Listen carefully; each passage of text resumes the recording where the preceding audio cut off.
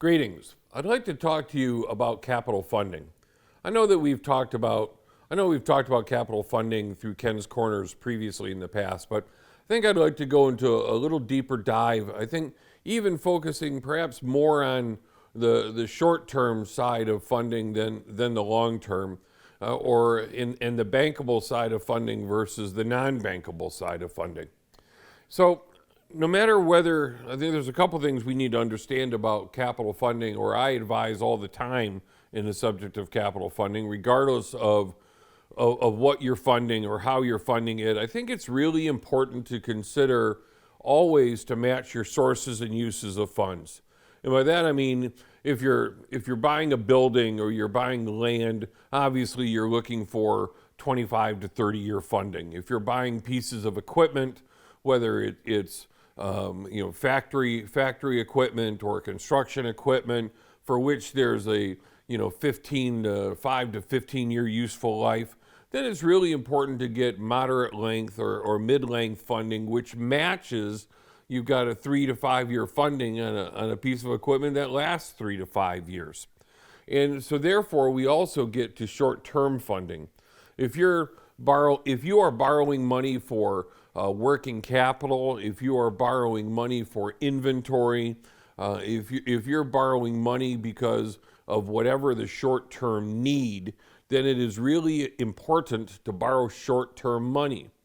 The last thing in the world you want to have happen is to be borrowing, have a 25-year note on inventory so that 25 years later or 10 years later or 3 years later, you're still paying on inventory that had been sold within 90 days.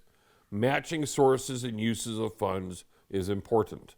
The other thing to consider is no matter who you're asking for money, no matter what the source is, whether it's a traditional banking source or a private lender source, there's always 4 questions that they, in one form or another, they always ask these 4 questions. And that is, specifically, how much money do you need? What exactly are you going to use it for? How are you going to pay me back? And what can I take if you don't? So if you start to develop a capital funding plan that addresses those 4 questions, it will help you when you do your presentation to the funding source. It will help them. They will help them understand that you've thought this process out, and it will certainly help you understand exactly how much you need, what you're going to use it for, and what you're prepared to sacrifice should you not be able to pay, and to make sure that you are able to pay. So let's talk about traditional banking sources and long-term debt funding. Now that's the way to go. If you've got you're buying equipment, if you're buying a building, if you're buying those sort of things, going to a bank to do 5-year notes, 10-year notes, 25-year notes, they are lower interest rates, they're more established, the terms are pretty traditional, all of that sort of thing. If you're looking to borrow money for things less than a year, your bank can connect you with something called a line of credit. A line of credit, for all intent and purposes, is a short-term note that needs to be either paid off within a year or sometime within the 12-month period of taking that line of credit needs to be paid down to 0. And so for all intent and purposes, it's, if you will, it's kind of like a credit card for the business, but it's not quite. But the nice thing about lines of credit is you're only paying on interest on the money that you use. So that's important for you to understand.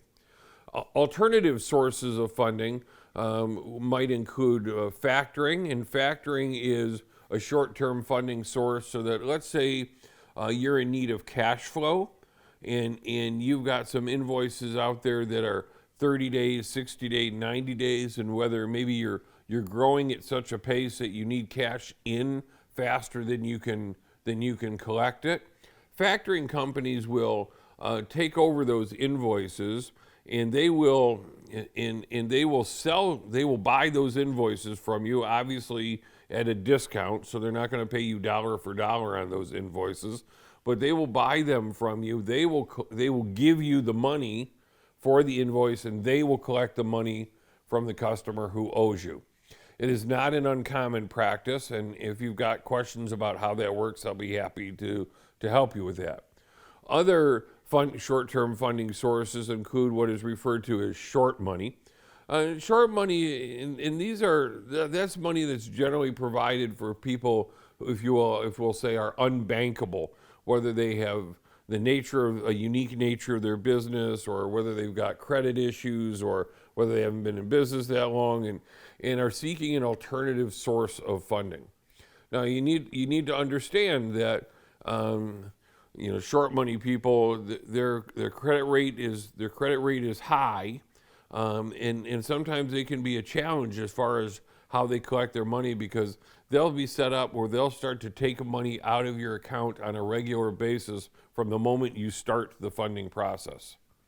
Alternative sources are private investors, venture capitalists, angel investors, etc. The thing to be aware of with them is they also are generally come into play when a company or an organization is, as we say, not bankable because they don't have an established history that's long enough, or there might be issues with their credit or the nature of the business that they're in. And those lenders, although they serve a purpose and they can be very helpful for a business in a time of need, in a short-term time of need, it's generally very expensive money.